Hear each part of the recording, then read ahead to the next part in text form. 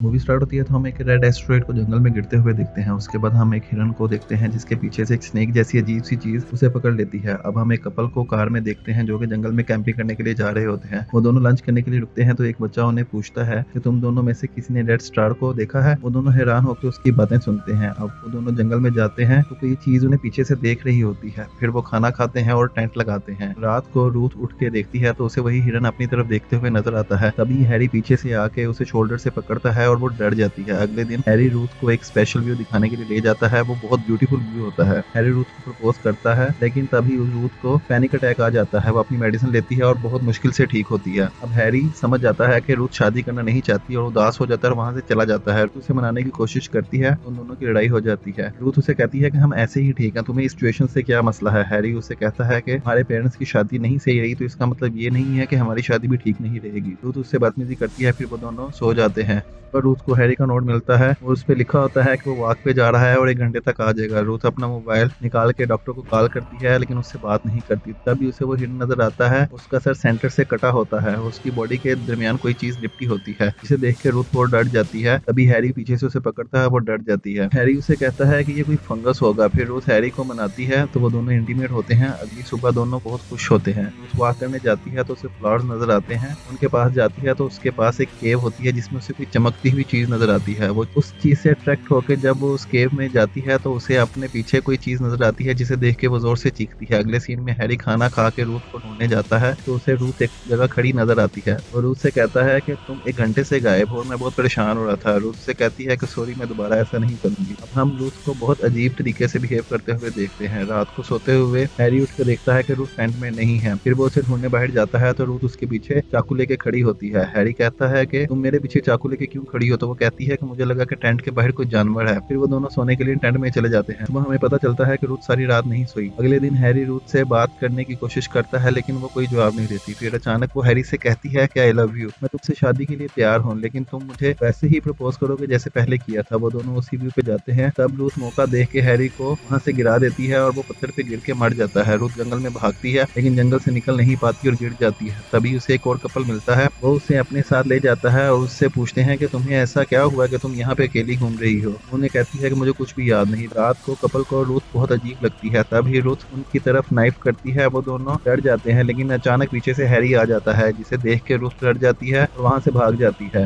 रे भी उसके पीछे जाती है। डॉलर्स हैरी को कहता है कि वहीं रुक जाओ। हैरी उसकी बात नहीं सुनता। डॉलर्स उस पर अटैक करता है लेकिन तब ही हैरी अपनी फिंगर से स्वॉर्ड निकालता है और डॉलर्स का हाथ काट देता है। उसके बाद वो डॉलर्स को बिल्कुल सेंटर से वैसे ही काटता है जैसे उसने हिरन को काटा था। रूथ एक जगह छुप जाती है और रे भी उसके पीछे आके बैठ जाती है। वो रे से कहती है कि ये हैरी नहीं है। तभी हैरी उनके पास आ जाता है और डॉलर्स भी रे को आवाज देता है। डॉलर्स रे की आवाज सुन के वहां जाती है तो पता लगता है कि हैरी उसे कंट्रोल कर रहा है और ये आवाज भी हैरी ही निकाल रहा था। अब हैरी रे को पीछे से कट लगाता है, नीचे गिर जाती है। हैरी रूथ को कहता है कि अगर तुम बाहर नहीं आओगी तो इसमें मार दूंगा। रूथ ये सुन के बाहर आ जाती है। अब रूथ से कहता है कि तुम्हें कैसे पता लगा। वो कहती है कि मैंने वो केव देख ली थी जिसमें तुम हैरी को लेके गए थे और तुमने हैरी को मारा था। तब हम फ्लैशबैक में देखते हैं कि जब रूथ पीछे देखती है तो उसे हैरी की डेड बॉडी नजर आती है जिसके गिर्द वही चीज लिपटी होती है जो कि हिरन के गिर्द लिपटी होती थी। वो समझ जाती है कि जो उसके साथ है वो हैरी नहीं है बल्कि कोई और ही चीज है जिसने हैरी की बॉडी से खुद को जनरेट किया है। वहां से भागती है लेकिन उस पर पैनिक अटैक आ जाता है। तब वो अपनी मेडिसिन ले रही होती है, बोतल खोलती है तो उसकी बहुत सी पीस नीचे गिर जाती है। थोड़ी देर में जब वो नॉर्मल होती है तभी हैरी पीछे से उसे आवाज देता है। हैरी कहता है कि मुझे पता था कि केव बहुत पास है, ये मुझसे बहुत बड़ी गलती हुई है। तो उसे कहती है कि तुम चीज क्या हो।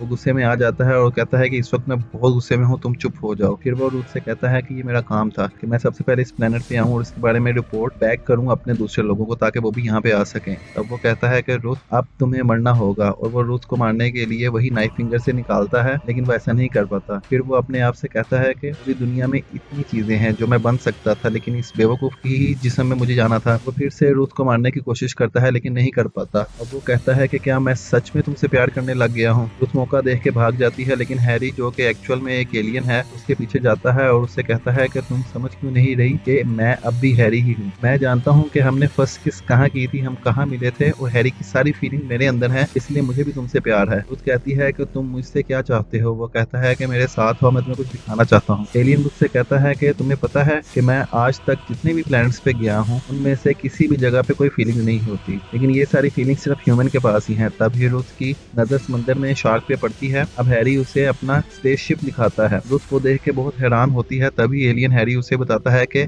हम किसी और प्लेनेट पे चले जाएंगे, हमें कोई नहीं ढूंढ सकेगा। मेरे जैसे और भी एलियन इस अर्थ पे आ रहे हैं जो कि इंसानों की शक्ल में इस दुनिया में रहेंगे और इस दुनिया को अपने कब्जे में कर लेंगे। मैं तुम्हारी बहुत केयर करता हूँ, इसलिए तुम्हें बचाना चाहता हूँ। वो पीछे मुड़ के शिप की तरफ जाता है। तभी रुथ पीछे से उसका नाइफ निकाल लेती है और उसके दिल के अंदर वो नाइफ गाड़ देती है। ये करने के बाद वो समंदर की तरफ भागती है। एलियन हैरी भी उसके पीछे जाता है, लेकिन तभी शार्क हैरी पे अटैक कर देती है। रुथ वहां से भाग के कैंपिंग पॉइंट पर आकर रेस्ट करती है। तभी एलियन अपने टेंटिकल से उसे पकड़ता है, उसे बेहोश कर देता है। जब रुथ को होश आता है तो वो खुद को उसी हालत में पाती है जिसमें हैरी मौजूद था। अब हम देखते हैं कि एलियन हैरी रुथ की बॉडी से उसकी फेस, फीलिंग सब अपने अंदर ले लेता है और खुद रुथ की बॉडी हासिल कर लेता है। वो रुथ को मारने लगता है, लेकिन रुथ उसे बताती है कि अब तुम मेरी पेन फील कर सकते हो कि कैसे मॉम एंड डैड मरे थे। ये सुनकर एलियन को पैनिक अटैक आ जाता है और रुथ के बैग में मेडिसिन देखता है, लेकिन वहां उसे कोई मेडिसिन नहीं मिलती। तभी रुथ खुद को छुड़वा के उस पर अटैक कर देती है और उसका फेस पत्थर से बुरी तरह तोड़ देती है। फिर वो भाग कर कार के पास आ जाती है और कार में बैठ के रेस्ट करती है। फिर वो कार ड्राइव करती है, लेकिन रेडियो पे एलियन की आवाज आती है और रुथ से कहती है कि तुम्हें लगता है तुम मुझसे बच सकती हो, मैं अब तुम हूँ और मुझे हर वो चीज पता है जो तुम्हें पता है। तुम मुझसे और जो दुनिया में होने वाला है उससे नहीं बच सकते। और यहाँ पे मूवी एंड हो जाती है। Thanks for watching, kindly subscribe my channel.